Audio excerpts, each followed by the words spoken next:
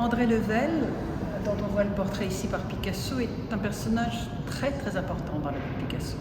C'est un collectionneur qui a créé un groupe qui s'appelle La Peau de l'Ours, qui est un groupe de jeunes banquiers en fait, qui dès l'âge de 20 ans décident qu'il faut collectionner l'art de leur temps. Donc ils vont décider d'acheter des œuvres, notamment de Picasso, pendant toute l'année 1904, exclusivement Picasso, mais des œuvres qu'ils vendront au bout de 10 ans et dont ils donneront 20% des excédents des ventes aux artistes, qui est une merveille pour les artistes. Ce groupe s'appelle La Peau de l'Ours. Donc André Level va voir Picasso en 1908, à un moment où Picasso a besoin d'argent. Dans son atelier du bateau Lavoir, là se trouvent deux immenses toiles face à face. L'une qu'il a faite en 1905, qui est les Saltimbanques, sont aujourd'hui au National Gallery of Art à Washington, et l'autre c'est les Demoiselles d'Avignon qui se trouvent au MoMA. Ces deux œuvres ont été produites, l'une en 1905, l'autre en 1907, et elles sont de factures totalement différentes. Le premier langage, c'est un langage descriptif, et le second, c'est peut-être la masterpiece de Picasso dans le domaine du cubisme.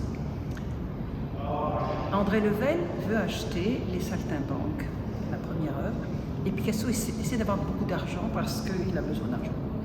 Mais André Level dit « je ne peux pas donner plus de 1000 francs, d'abord je donne 600 francs, mais bientôt je vous donnerai 400 francs, mais si vous trouvez quelqu'un qui l'achète à plus cher, c'est pas grave, ça peut être un Russe par exemple. » Finalement, 15 jours plus tard, Picasso se range chez Level et lui dit « non, ça va très bien, 1000 francs, ça va très bien, donnez-moi les 400 francs qui manquent, et c'est à vous que je le vends. » Donc on voit que Picasso choisit Level, même pour 1000 francs, contre un collectionneur plus riche qui lui donnera 5000 francs.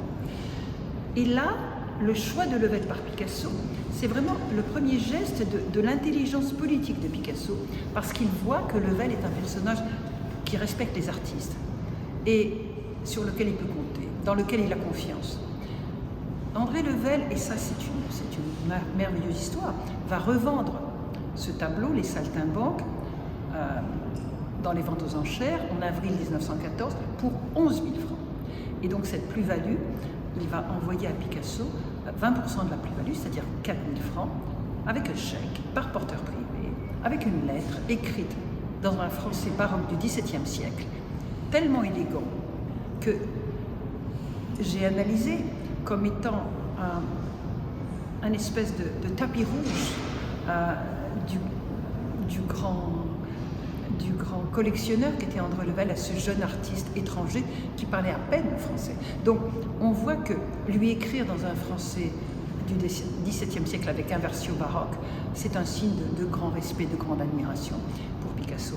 Et Picasso l'a senti à tel point que quand, en décembre 1914, ses œuvres se sont séquestrées parce que c'est la guerre de 14, que son marchand est un Allemand, il s'appelle Kainweiler, que 800 de ses plus belles œuvres sont séquestrées et Picasso devient victime collatérale de la germanophobie française.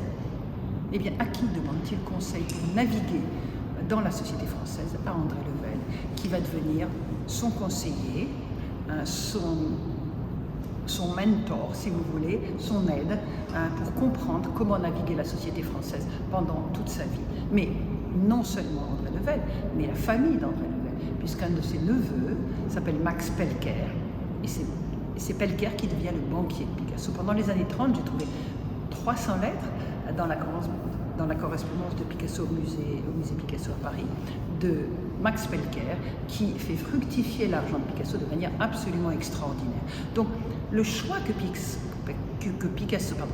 Picasso a eu de vendre à André Level, même pour une somme plus faible, ces Saltimbanques dès 1908, est un choix brillant, puisque avec André Level, il a gagné non seulement Level, mais les Pelker, pour l'encadrer dans son insertion dans la société française. Et en fait, c'était un geste génial, puisque c'est Picasso, lui, qui a réussi contre l'hostilité de ces années 30 ou de ces années 40, si difficiles pour un étranger, et qu'il va terminer sa vie dans le Sud avec un prestige extraordinaire en restant l'artiste global que l'on connaît aujourd'hui.